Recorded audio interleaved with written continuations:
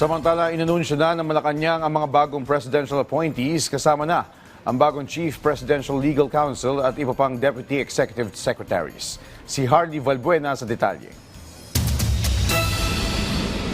Nagtalaga si Pangulong Ferdinand R. Marcos Jr. ng mga bagong opisyal sa Malacanang ilang linggo bago matapos ang 2025. Una rito, pinangalanan ng palasyo ang kapalit ng pumanaw na si former Chief Presidential Legal Counsel Juan Ponce Enrile. Chief Legal Presidential Counsel, Attorney Ana Liza Logan. Bago ito, si Attorney Ana Liza Logan ay nagsilbing Deputy Executive Secretary for Legal Affairs ng Office of the President. Miyembro rin siya ng Board of Directors ng Philippine National Railways.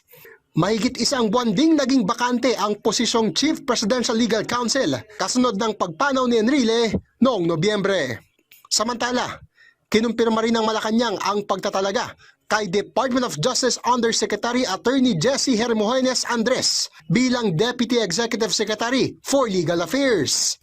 Nagtalaga rin ang Pangulo ng iba pang Deputy Executive Secretaries tulad ni Attorney Maria Lualhati Chuseco bilang Senior Deputy Executive Secretary, Attorney Daniel Marie Reza Kulangen bilang Deputy Executive Secretary for General Administration at Joseph Irvin Obenza bilang Deputy Executive Secretary for Financial Affairs. Nangyari ang pagtatalaga ng bagong Deputy Executive Secretaries kasunod ng naunang pag-appoint kay Executive Secretary Ralph Recto. Pinangalanan ding Undersecretary for Economic Affairs o OES si Attorney Erwin Santa Ana at Assistant Secretary for OES si Attorney Alemar Mosquito. Hardy Valbuena para sa Pambansang TV sa Bagong Pilipinas.